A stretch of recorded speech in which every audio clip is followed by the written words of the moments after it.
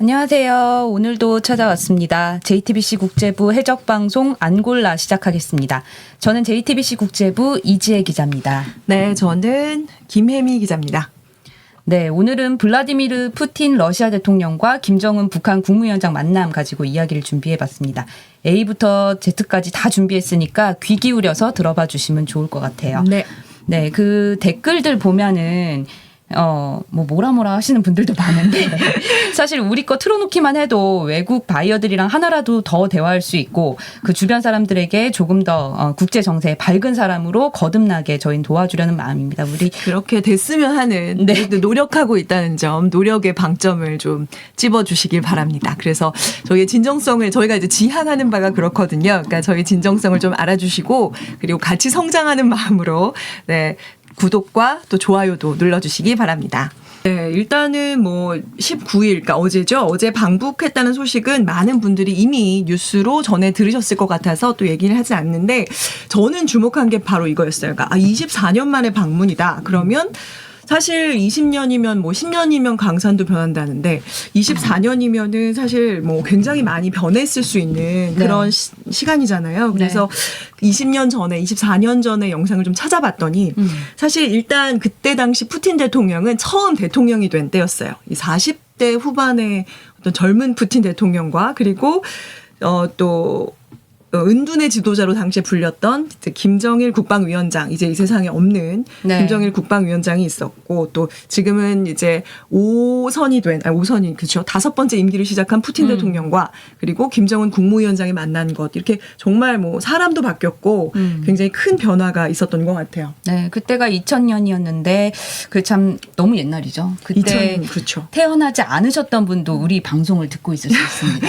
네, 그래서 저희가 사실 저만 보고 있기 아까워서 그 24년 전 어떤 추억 소환으로 영상을 좀 준비했습니다. 이렇게 보시면 이제 김정일 국방위원장이랑 이제 푸틴 대통령이랑 있는데요. 이게 사실 움직이는 영상인데 이렇게 움직이지 않고 있지만 제가 설명을 이제 드리자면 둘이 굉장히 친한 모습들이 보이고 보이고 있네요. 틀어집니다. 네. 그래서 이렇게 3번 허그를 하는데 허그하는 뿐만이 아니고 사실은 이제 둘이 볼뽀뽀를 합니다. 볼뽀뽀라고 이제 비주라고 하죠. 그래서 당시에 사실 그게 굉장히 화제가 됐는데 이게 포옹을 그냥 넘어서서 볼뽀뽀를 하고 있네요. 네, 뺨을 맞대는 그런 인사법인데요. 네. 이게 당시 김정일 국방위원장뿐 아니라 김일성 전 북한 국가주석 때부터 역대 북한 지도자들이 인사를 나눌 때 볼뽀뽀를 하는 거는 굉장히 어떤 최대한의 친밀감의 표시였습니다. 이번에는 어땠어요? 그래서 제가 아주 또 집중해서 살펴봤는데요. 네. 이번에도 이렇게 허그는 했어요. 껴안는데 뽀뽀는 안 했어요? 네, 뽀뽀는 하지 않았어요. 좀 대면대면한 느낌? 그때보다는 좀 그런 느낌이었는데 세월이 많이 지났잖아요. 근데 2000년 그때만 해도 중국과 러시아는 사실 혈맹 관계라고 하는 그 어떤 관계의 여진이 좀 남아있는 시기였습니다.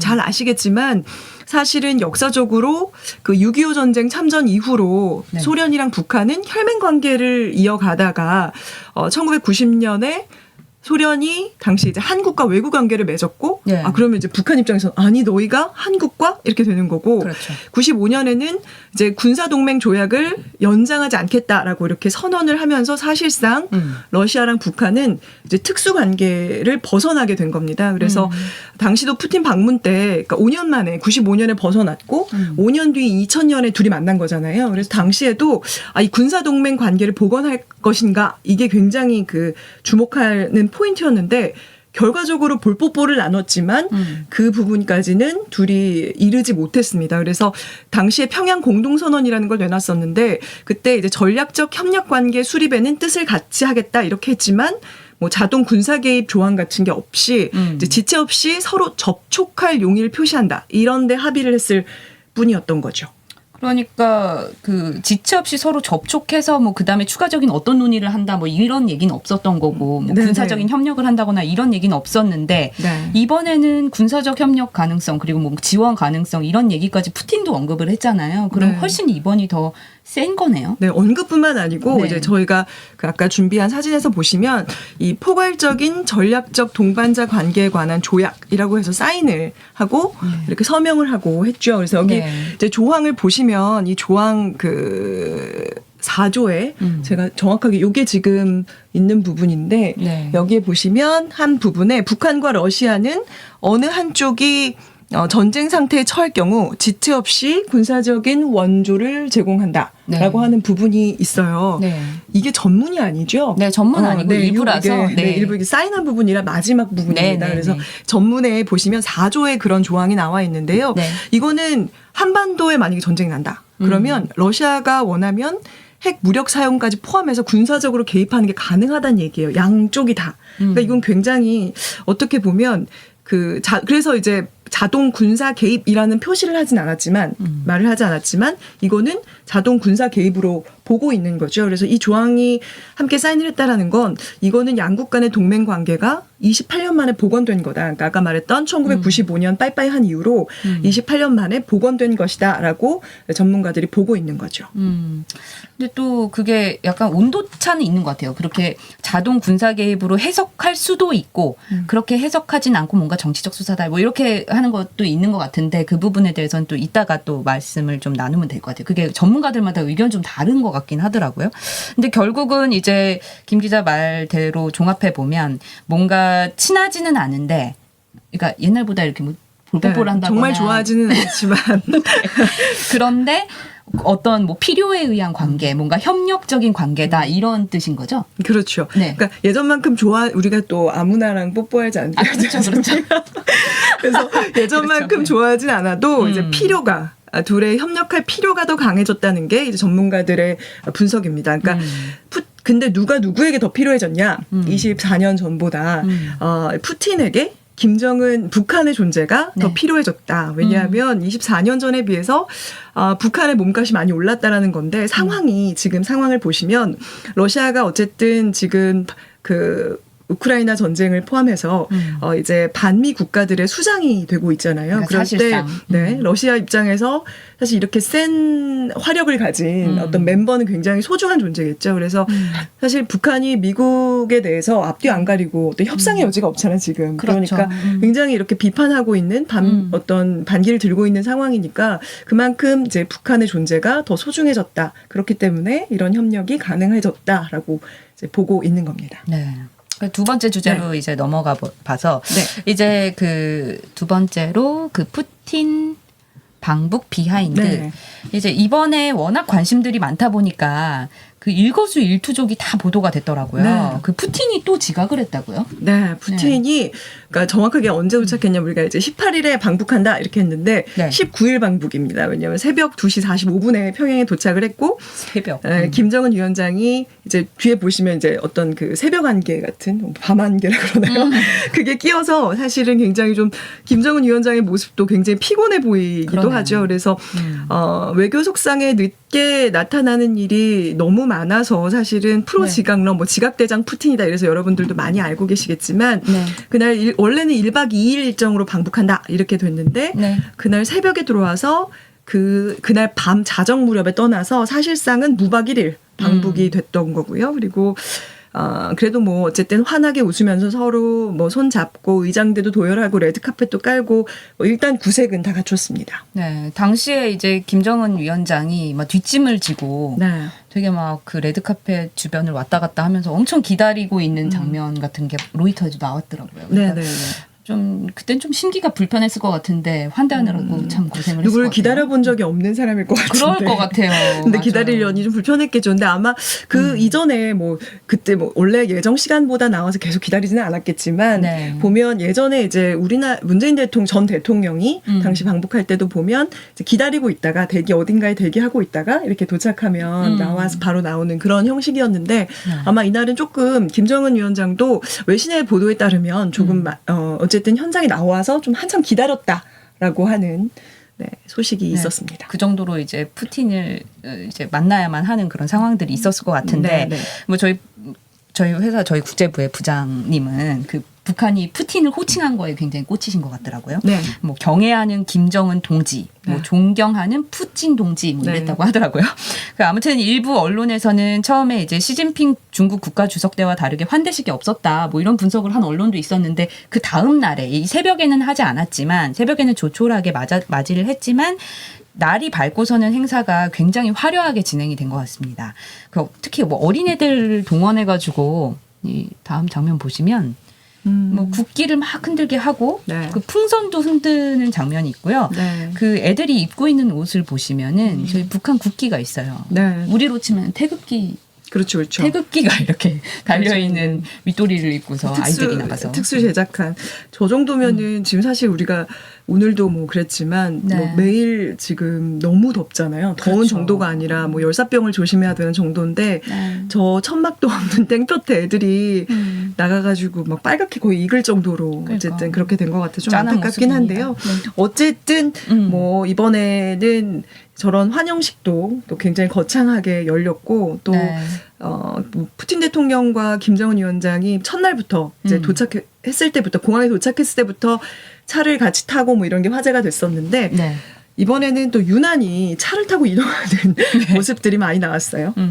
그런 것 같아요. 네. 이게 그 푸틴 대통령이 선물한 아우루스 리무진을 뭐 같이 타는 모습, 뭐 네. 예전에 뭐 선물했던 뭐 똑같은 차인데 아우루스를 타고 이동하는 모습 이런 것들이 많이 나온 것 진짜 같아요. 해맑네요. 네. 너무 신나 보이네요. 제가 정말 좋아. 근데 제가 이 영상을 봤거든요. 예. 봤는데 푸틴 대통령은 진짜 엄청 레이서처럼 운전을 하더라고요. 중앙선도 막 넘어요. 네. 근데 이게 이제 그 고프로잖아요. 그래서 우리 네. 막 옛날 오락 프로그램이나 이런 걸 때 이렇게 앞에 그 설치해가지고 바로 그 안에 있는 걸 보여주는 그런 거 보면 사실은 굉장히 좀 차 내부도 이 즐거운 모습이나 이 화기애애한 모습들을 좀 공개하려고 전달하려고 노력한 게 좀 보입니다. 다 약간 설정이 돼 있고 전략에 따른 어떤 촬영이었다 이렇게 볼 수도 있겠네요. 지금 살짝 사진에 보이는 저 푸틴 대통령의 시계도 뭔지 궁금하네요. 제가 볼 때는 기사가 좀 나오지 않았을까 뭐 이런 생각도 드는데요. 오. 네, 그런 것 같습니다. 선물 얘기가 나왔으니까 조금 더 말씀을 드리면 네. 그 타스 통신에 따르면 푸틴 대통령은 김정은 위원장한테 러시아제 리무진 이 아우루스 한 대와 마시는 차 세트 그리고 한 해군 장성의 단검을 선물했다고 합니다. 그리고 네. 김정은 위원장은 북한 최고 훈장인 김일성 훈장과 풍산개 한 쌍 예술 작품들 이렇게 선물을 했다고 합니다. 네. 그래서 이 아우루스에 대해서 조금 사실은 제가 또 차에 대한 큰 관심이 없습니다. 전 엄청 많아요. 아, 그래요? 네. 그럼 좀 설명을 해 주실까요? 이게 네. 사실 뭐 저한테 제일 좋은 차는 옛날 뭐 이런 그랜저 막 그렇죠. 그런 요즘도 건데. 좋은 차죠. 네, 그런데 네. 어쨌든 이 처음 듣는 차 이름이거든요. 이게 러시아제 최고급 리무진인데요. 이제 러시아판 롤스로이스라고 불린대요. 이 롤스로이스는 진짜 그거는 억대, 압니다. 네, 차거든요. 네, 들어는 네. 보셨죠? 예전에 북미 정상회담 때 제가 현장 취재 갔을 때 네. 그 뭐죠? 그 차를 타고 트럼프 대통령이 아마 타는 차가 아닌가 싶은데요. 네, 이게 그 총탄뿐만 아니라 폭발물, 수류탄 공격에도 견딜 수 있는 그 VR10 등급 10등급이 이런 잘 거 몰라요? 모르시는 거. 이건 몰라. 그러니까 방탄이 어느 정도 되는지까지는 모르는데 네. 어쨌든 방탄 최고 능력을 갖춘 차다 이렇게 볼 수 있고요. 근데 이 차 액수가 엄청납니다. 이제 4천만 루브르에서 8천만 루브르, 우리 돈 5억 원에서 11억 원 정도로 팔리는 거예요. 11억 원 정도. 네, 그냥 웬만한 뭐 집값이네요. 그렇죠. 엄청 서울 비싼 집값 거죠. 정도? 네. 서울 것도 요즘엔 집값이 비싸니까 싼 아파트 그렇죠. 뭐 이렇게 돼야 되나요? 좀 근데 이 자동차 선물 되게 공개적으로 이렇게 한 건데 네. 이 선물이 문제 없는지 이것도 한번 봐봤는데 그 자동차 선물은 유엔 안보리 대북 제재 위반 소지가 있다고 합니다. 그 대북 이전이 금지된 사치품이라고 하고요. 그 운송수단의 직간접적인 대북 공급 판매 이전 모두 2017년 12월 그 채택된 안보리 대북 제재 결의에 따라서 금지된 바가 있습니다. 네. 그렇군요. 그리고 또 이게 번호판도 조금 달랐다면서요. 네, 번호판도 맞아요. 이게 이게 이렇게 아까 전에 이렇게 한 번씩 번갈아서 외부 외관도 이렇게 운전을 있네요. 한 건데 여기 보시면은 27 7271953입니다. 아, 그 무슨 뜻이죠? 이게 네. 1953년 7월 27일 이걸 표현한 건데 네. 이제 푸틴이 선물을 한 차량이잖아요. 네. 근데 6.25 정전 협정일 협정일인데 북한에서 전승절이라고 해요. 네네네. 그러니까 본인들이 막 이렇게 되게 전쟁에서 이겼다 하면서 그렇게 선전하면서 기념하는 날이라고 합니다. 그 러시아가 당시에 북한을 지원한 그런 과거사적인 의미도 있으니까 이제 이번에 더 북러 연대 의미를 좀 더 강조하기 위해 이 차량에 이런 번호판까지 달아가지고 준 게 아니겠느냐 이렇게 볼 수도 있을 것 같습니다. 그렇군요. 네. 그 김정은 위원장 아까 그 선물 중에 또 풍산개 그건 이제 김정은 위원장이 답해서 준 것 중에 제일 좀 주목할 만한 게 풍산개죠. 맞아요. 네. 그 푸틴이 그 애견인으로 유명하대요. 네. 맞아요. 네, 좀 온갖 아시죠, 개, 온갖 개와 함께 찍은 제가 이 사진을 찾아보다 보니까 네. 그 개와 함께 찍은 사진들이 굉장히 많더라고요. 그래서 이번에 2마리 선물 받은 거죠. 풍산. 맞아요. 근데 예전에 그렇군요. 예견인이라는 걸 이제 잘 알기 때문에 아마 북한에서도 이제 풍산개를 선물한 것이 아닌가 하는데요. 2012년에도 이제 일본을 대표하는 아키타라는 개를 선물을 받았습니다. 푸틴 대통령이. 그래서 네. 지금 아까 말씀드렸던 것처럼 5번째 집권이라고 그랬잖아요. 네. 그러니까 정상회담과 이 선물 받은 정상 간의 선물로 받은 개만 해도 사실은 굉장히 많을 것 같아요. 거의 뭐 개 농장 수준이 아닐까. 그러니까요. 라는 생각이 드는데요. 어떻게 지금 뭐 크렘린 궁에 다 살고 있을까요? 이 개들이? 근데 그 뒤로 예를 들면 제가 뭐 어디에서 받았던 개가 그 다음에 이제 어디 갔는지 막 저번에 한번 검색을 해본 적이 있었어요. 제 네. 개인적인 어떤 흥미로. 아, 진짜요? 근데 그 뒤에 영상은 나오지 않더라고요. 뭐 어딘가에 기르고 있지 않을까 단체로 다 그런 거의 생각이 개 농장을 듭니다. 해도 되겠다는 생각이 들었습니다. 네. 네. 그러니까 김정은 위원장은 풍산개를 문재인 전 대통령한테도 선물했었잖아요. 맞아요. 생각이 납니다. 네, 2018년 9월 남북 정상회담 때인데 문재인 전 대통령한테 풍산개 고미와 송강을 선물했었고요. 네. 이제 2000년 6월 남북 정상회담 당시에는 김정일 국방위원장이 김대중 전 대통령한테 역시 풍산개를 선물을 했었습니다. 암수 한 쌍씩 줬었는데, 근데 이번에 어쨌든 그 푸틴은 아우루스라는 아까 그 엄청난 액수의 집 한 채 값에 네. 해당하는 그 차량을 선물하고 네. 그 답례로 소중한 우리의 풍산개를 선물을 하였다. 아까 네, 그 액수로 따질 수 있을까요? 풍산개 한 쌍과 그 예술 작품이라고 했으니까 그 예술 작품에 뭔가 또 나중에 값어치가 오르면 하지 않을까라는 네. 생각이 듭니다. 생명이니까 더 소중하겠죠? 그럼요. 생명은 소중합니다. 어떤 반응인지 모르겠어요. 그래서 저희가 이제 말랑한 얘기는 여기까지 또 해보고요. 이제 아까 처음에 조금 그 말씀드렸던 것처럼 이 둘의 관계 복원에 대해서 이제 우리나라나 아니면 다른 나라들이 어떻게 보고 있는지에 대해서 조금 더 설명을 드리겠습니다. 네, 일단 미국 반응부터 좀 소개해 드릴게요. 네. 이제 미국은 가장 공격적으로 입장을 내놨다고 생각을 합니다. 이제 네. 그 국무부 대변인이 그 러시아와 북한의 협력이 심화되는 거는 한반도 평화 안정을 유지하고 안보리 결의를 준수하고 뭐 이런 사람들 일이라면 누구나 크게 우려할 이런 추세다. 네, 이렇게 설명을 하면서 유엔 안보리 결의 위반이랑 국제 시스템 훼손을 하고 있다. 이렇게 아주 강하게 입장을 냈습니다. 비판을 한 거죠. 네. 지금 이제 우크라이나 전쟁 상황이 굉장히 뭐 장기전이 되었고 이미 네. 그다음에 또 상황도 굉장히 좋지 않잖아요. 그 상황 때문에라도 더 굉장히 공격적인 반응을 내놓은 게 아닌가 싶습니다. 그렇죠. 이제 사진은 이제 우크라이나 전쟁 사진인데 저런 식으로 전쟁이 참혹하게 흘러가고 있는데 이제 지난번에 미국이 우크라이나의 미국 무기를 활용해서 러시아 하르키우 지역의 하나긴 하지만 러시아 본토를 공격할 수 있게끔 허용하겠다라는 입장을 발표했었잖아요. 네네. 미국 백악관이. 그래서 이제 우크라이나 요청을 받아들여서 이제 미국 무기를 쓸 수 있게 한 건데 이제 러시아를 고립시키는 전략을 좀 쓰고자 하는 미국이 그런 전략을 쓰고 있는데 이 와중에 러시아가 북한을 만나서 그 북한이 러시아의 군사적 지원 등을 할 수 있는 명분을 만들고 뭐 푸틴이 그걸 또 강조를 한 지금 상황이니까 이 부분에 대해서 강력한 유감을 표현한 걸로 이렇게 경고를 보낸 걸로 네, 보는 게 맞지 저희가 않나 이렇게 생각합니다. 사실 몇 번 보도도 해드렸지만 이제 네. 앞으로의 협력뿐만이 아니고 이미 많은 북한제 무기가 실제 우크라이나 공격에 쓰였다는 증거들이 있고 그걸 이제 국제사회에서 굉장히 거듭해서 비판을 했었고 그렇죠. 그리고 그게 실제로 뭐 러시아가 인정하지 않았지만 북한의 그에서 제작된 각종 미사일 무기가 이제 지금 계속 전쟁에 사용되고 있다라는 거는 뭐 증명할 만한 증거들이 굉장히 많이 나와 있고요. 이미. 네. 그렇기 때문에 이 협력을 통해서 더 무기 교환이라든가 이런 것들이 노골적으로 이루어지면 이 전쟁은 더 장기화될 수밖에 없는 것이고 더 비극으로 갈 수밖에 없는 거기 때문에 좀 더 우려하고 있는 거죠. 네.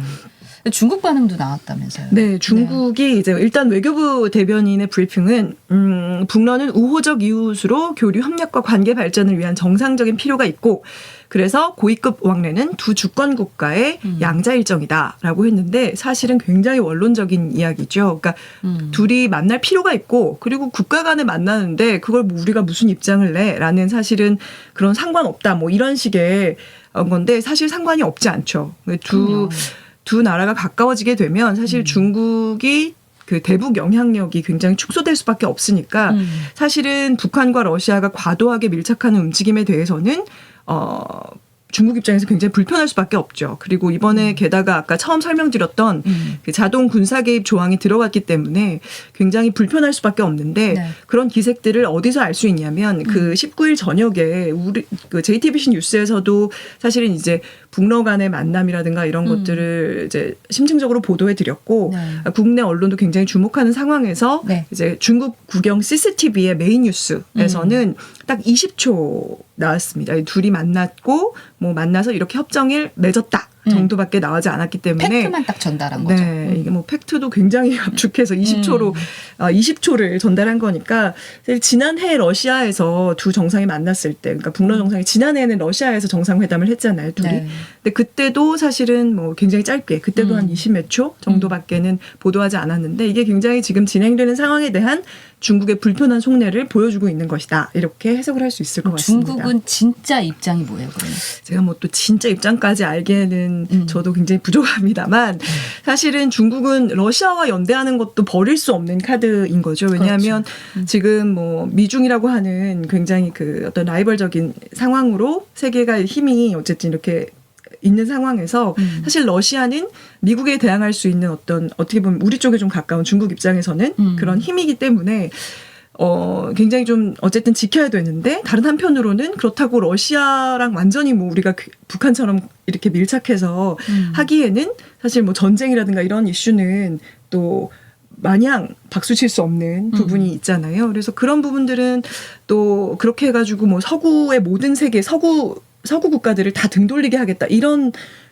중국의 입장은 또 아니란 말이에요. 그래서 그런 거기 때문에 러시아가 북한이 필요하다고 할 때 둘이 이렇게 쿵짝하는 걸 또 막 러시아 너 그러지 마 막 이렇게 막을 수는 없지만 또 북한이 러시아랑 과하게 가까워지면 그러면서 핵이나 미사일 개발 같은 것들이 둘이 속도가 막 붙는다고 하면 이건 또 한반도라고 하는 데에서 미국이 개입할 수 있는 어떤 여지, 나의 영향력은 한반도에서 줄어들고 미국의 개입 여지가 더 커지는 거잖아요. 그렇죠. 그러니까 이거는 불편한 거죠. 싫은 거죠. 그러니까 한마디로 G2라고 해서 미국과 중국이 뭔가 역할을 하고 싶어 하는데 중국은 네, 중국이 뭔가 한반도에서 자신의 영향력들을 하고 그쵸. 싶어 하죠. 네, 그런데 뭔가 러시아에 뺏기는 것 같은 그런 느낌을 받을 수도 있겠네요. 그렇죠. 중국의 입장에서는 이제 미국에 뺏기는 거죠. 러시아에 뺏기는 게 아니라 한반도의 어떤 힘의 균형을 내가 이제 조정을 좀 해주고 싶다라는 건데 미국이 과하게 개입할 수 있는 여지를 만들어주는 거잖아요. 그렇기 때문에 이거는 둘의 그런 밀월 관계는 아니 둘의 그런 쿵짝은 뭐 말릴 수는 없지만 마음에는 일단 안 된다. 뭔가 우리가 더 연대를 해서 미국을 견제해야 되는데 뭔가 이제 주도권 경쟁에서 우리가 밀리는 거 아닌가 약간 이런 뭐 둘만 이렇게 그러니까 너무 진해지면 컨트롤을 내가 하고 싶은 거예요, 중국은. 근데 지금 이렇게 되면 러시아가 우리나라까지 컨트롤할 수는 없지만 이제 미국의 개입이 많아지잖아요, 한반도에서. 그거는 중국이 원하지 않는 거죠. 네. 그렇군요. 네. 그래서 아무튼 이제 앞으로 이 러시아와 이번에 북한이 그렇게 협력 관계를 맺으면서 사실 앞으로는 이제 북중러 밀착이 더 강화될 것이다. 마음에는 안 들지만 어쨌든 지금 전체적인 구도로 볼 때는 이제 북중러가 이렇게 함께 밀착을 할 수밖에 없을 것이다라는 그 예상을 많이 하고 있습니다. 네, 그래서 보니까 이제 결국은 이제 신냉전 구도가 형성되지 않겠느냐. 네네네. 그러니까 북중러 한미일 이렇게 구도가 형성이 돼서 이제 뭐 이렇게 좀 신냉전 체제를 갖추고 뭐 긴장 관계가 유지되지 않겠냐 이런 분석이 많이 나오고 있던데 일본 반응은 어떤가 좀 찾아봤더니 일본 요미우리 신문 같은 경우는 양국이 그러니까 북러 양국이 서구에 대항하는 태도를 선명히 하면서 기존 국제 질서를 무너뜨리고 있다 이렇게 진단을 했습니다. 그리고 진보 성향의 아사히 신문도 역시 마찬가지인데 이번 북러 정상회담에 대해서 러시아가 북한으로부터 뭐 탄약과 미사일을 받고 북한의 군사 정찰 위성 관련한 기술 등을 지원하는 행위를 정당화하려는 의도가 있는 걸로 보인다 이렇게 짚었더라고요. 네. 사실 일본은 북한이랑 조금 어떤 대화 창구를 열어보려고 계속 이렇게 좀 노력을 하는 분위기긴 합니다. 왜냐하면 어쨌든 북중러 한미일 구도에서 우리도 우리나라도 마찬가지지만 어쨌든 각자의 채널을 좀 갖고 있어야 되잖아요. 근데 그게 이제 굉장히 끊어져 있다 보니까 일본도 미국이 아니라 북한과 좀 자신들도 대화할 수 있는 어떤 창구, 그다음에 어떤 모멘텀을 마련해 보고자 하는 노력은 많이 하고 있는 것 같아요. 그래서 사실 뭐 이런 상황에서 우리나라는 또 어떤 반응을 보였는지가 또 궁금한데요. 네. 그 우리나라는 사실 지금까지는 이제 뭐 표면적으로 막 엄청 뭐 세게 어필은 안 했던 것 같고요. 뭐 이번에 오늘 정례 브리핑이 있었어요. 오늘 나오기 전에 확인을 해보니 그 임수석 외교부 대변인이 정례 브리핑에서 그 러시아와 북한이 포괄적 전략 동반자 조약을 체결하고 안보리 결의를 정면 위반하는 군사기술 협력 등을 공개적으로 언급한 데 대해 유감을 표명한다. 뭐 이 정도 이렇게 얘기가 나왔습니다. 이제 그래도 안보리 결의 얘기도 하고 이제 군사적인 협력을 공개적으로 언급한 게 유감이다. 뭐 이런 정도까지는 지금까지 나왔던 것보다는 조금 센 발언으로 해석할 수도 있을 것 같은데요.